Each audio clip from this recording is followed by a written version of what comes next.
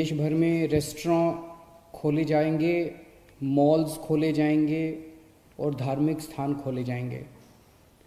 दिल्ली सरकार भी केंद्र सरकार के उन्हीं आदेशों के मुताबिक कल से दिल्ली में रेस्टोरेंट, मॉल्स और धार्मिक स्थान खोलने जा रही है।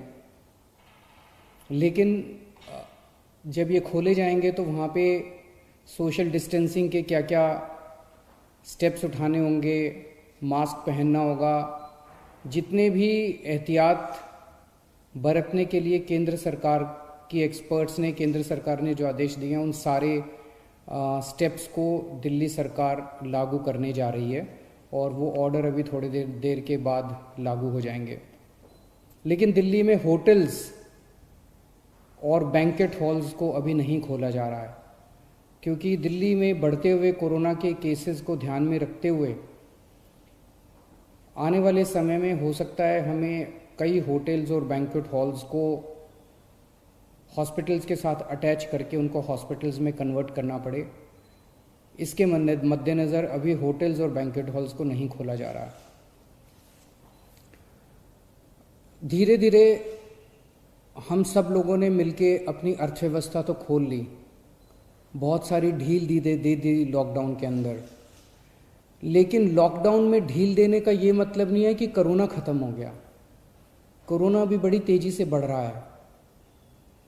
इसीलिए मेरी आप सब लोगों से हाथ जोड़ के विनती है कि जो भी एहतियात बरतने के लिए 3 चीज़ें बार बार कही जा रही हैं, सोशल डिस्टेंसिंग बरतें, मास्क पहनें।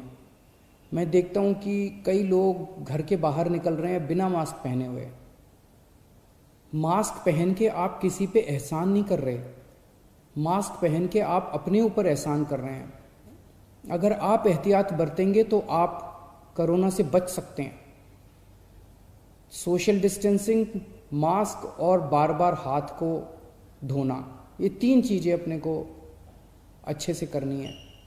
लेकिन मेरी सबसे ज़्यादा बड़ी विनती बुजुर्गों से है। सभी बुजुर्गों से मेरी हाथ जोड़ के विनती है, आप ये मान के चले कि आपके लिए लॉकडाउन ख़त्म नहीं हुआ, अभी भी आपके लिए लॉकडाउन है और आपके लिए तो और ज़्यादा लॉकडाउन है। सख्ती से लॉकडाउन करना है। मान लीजिए आपके घर में आपके बच्चे हैं, थोड़े दिन के लिए बच्चों से इंटरेक्ट करना बंद कर दीजिए, अपने घर के अन्य सदस्यों से इंटरेक्ट करना बंद कर दीजिए, एक ही कमरे में रहिए। अगर ज़रूरत है तो एक बारी बाहर राउंड लगा आइए, लेकिन किसी के साथ भी इंटरेक्ट मत कीजिए किसी भी तरह से। बुज़ुर्ग सबसे ज़्यादा, जितनी मौतें हो रही हैं उनमें सबसे ज़्यादा बुज़ुर्ग हैं। तो मेरी आपसे, जो बुज़ुर्ग हैं और जिनको कोमॉर्बिडिटी जो कहते हैं, कैंसर है या डायबिटीज़ है या सांस की बीमारी है, इन लोगों को ज़्यादा एहतियात बरतने की ज़रूरत है। पिछले हफ्ते मैंने आप सब लोगों से एक और चीज़ है, कल से दिल्ली के बॉर्डर्स खोले जा रहे हैं। 1 हफ्ता पहले हमने दिल्ली के बॉर्डर्स सील किए थे, इसलिए क्योंकि हमें ये लग रहा था कि अगर बॉर्डर्स खोल दिए तो देश भर से जो मरीज आएंगे और दिल्ली के अस्पतालों में इलाज कराएंगे, उससे दिल्ली के अस्पताल अभी जो कोरोना का इलाज कर रहे हैं, क्या उसको बर्दाश्त कर पाएंगे, क्या उस बर्डन को बर्दाश्त कर पाएंगे। इस वजह से बॉर्डर्स को सील किया गया था। कल से दिल्ली के बॉर्डर्स को खोला जा रहा है। साथ ही अभी कैबिनेट की मीटिंग हुई और ये निर्णय लिया जा गया है कि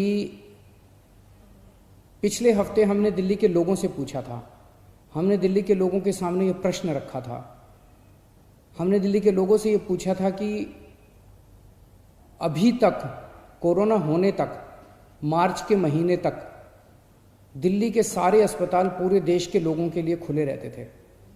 दिल्ली के लोगों ने कभी अपने देश के लोगों का इलाज करने से मना नहीं किया। किसी भी वक्त हमारे दिल्ली के सारे अस्पतालों में लगभग 60-70% मरीज दिल्ली के बाहर से, देश भर से लोग आए हुए होते थे। हमने कभी मना नहीं किया। लेकिन इस वक्त दिल्ली खुद बहुत बड़ी समस्या में है। दिल्ली में कोरोना के केस बहुत तेज़ी से बढ़ रहे हैं और उसके इंतजाम करने के लिए दिल्ली सरकार, आपकी सरकार, बेड्स का इंतजाम कर रही है। चारों तरफ अस्पतालों में बेड्स का इंतजाम कर रही है। ऐसी स्थिति में अगर हमने दिल्ली के अस्पताल पूरे देश के लोगों के लिए खोल दिए तो दिल्ली के लोगों को जब कोरोना होगा तो वो कहाँ जाएंगे। इस पे हम लोगों ने जनता से विचार मांगे थे। 7.5 लाख लोगों ने अपने सुझाव भेजे और 90% से ज़्यादा लोगों का यही कहना था कि कोरोना तक, जब तक कोरोना है दिल्ली में, तब तक दिल्ली के अस्पताल केवल दिल्ली वालों के लिए रिजर्व होने चाहिए। उसके बाद हम लोगों ने एक 5 डॉक्टर्स की कमेटी बनाई। बड़े बड़े डॉक्टर्स थे। Doctor Mahesh Verma vice chancellor हैं आईपी यूनिवर्सिटी के, doctor Sunil Kumar medical director हैं जीटीबी हॉस्पिटल के, डॉक्टर अरुण गुप्ता ये प्रेसिडेंट हैं दिल्ली मेडिकल काउंसिल के, डॉक्टर आर.के. गुप्ता ये एक्स प्रेसिडेंट हैं दिल्ली मेडिकल एसोसिएशन के, डॉक्टर संदीप बुद्धिराजा ये ग्रुप मेडिकल डायरेक्टर हैं मैक्स हेल्थ केयर के। इन 5 लोगों की कमेटी ने विचार विमर्श करके और दिल्ली की जो मेडिकल इंफ्रास्ट्रक्चर है, हेल्थ इंफ्रास्ट्रक्चर है, उस पर नज़र डाल के उसको सारे को एसेस करके उन्होंने अपनी रिपोर्ट दी है। और उन रिपोर्ट में और बहुत सारी चीज़ें हैं, लेकिन उनका ये कहना है कि अगर दिल्ली में इस वक्त कोरोना के केसेस बहुत ज़्यादा बढ़ रहे हैं और जून के अंत तक दिल्ली को लगभग 15,000 बेड्स की ज़रूरत होगी। ये कहाँ से आएंगे?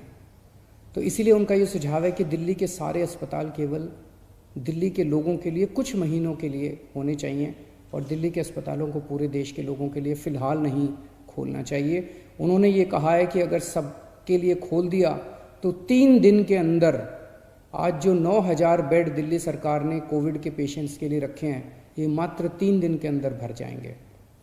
इन सारी चीज़ों पे आज कैबिनेट ने गौर किया। अभी थोड़ी देर पहले हमारी कैबिनेट की मीटिंग थी और कैबिनेट ने गौर करके ये निर्णय लिया है कि हमें एक संतुलन बनाने की ज़रूरत है। दिल्ली सरकार में 10,000 बेड हैं, केंद्र सरकार में भी 10,000 बेड हैं। तो एक तरफ कल से हम बॉर्डर्स खोल देते हैं।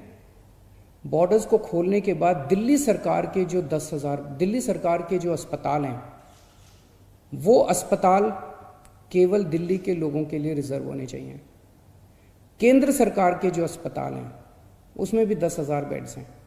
वहाँ पे कोई भी देश भर से आके अपना इलाज करा सके, उसके ऊपर दिल्ली सरकार कोई आदेश नहीं पारित कर रही, उसके ऊपर कोई तो जो जैसे आज व्यवस्था है कि केंद्र सरकार के अस्पतालों में कोई भी जाके इलाज कराता है, केंद्र सरकार के अस्पताल सबके लिए खुले रहेंगे। प्राइवेट अस्पताल केवल दिल्ली वालों के लिए रिजर्व रहेंगे कोरोना तक। लेकिन कुछ प्राइवेट अस्पताल ऐसे हैं जो स्पेशल किस्म की सर्जरी करते हैं, जो सर्जरी बाकी देश भर में अवेलेबल नहीं है और लोगों को अपनी जान बचाने के लिए दिल्ली आना पड़ता है। जैसे ऑन्कोलॉजी सर्जरीज हैं, ट्रांसप्लांटेशन है, न्यूरो सर्जरीज हैं। इस किस्म की कुछ सर्जरीज जो कुछ चंद अस्पताल करते हैं, उन सर्जरीज के लिए देश भर से लोग अगर दिल्ली आके अपनी सर्जरी करवाते हैं, वो पूरे देश के लोगों के लिए खुला रहेगा। तो मुझे लगता है कि ये एक बैलेंस है जिसमें दिल्ली वालों के हितों की भी रक्षा होगी और देश भर से अपने जो नागरिक दिल्ली आके अपना इलाज कराना चाहते हैं उनके हितों की भी रक्षा होगी। बहुत बहुत शुक्रिया। Subscribe to our channel by clicking the subscribe button. Click the bell button and enjoy the latest uploads from our channel.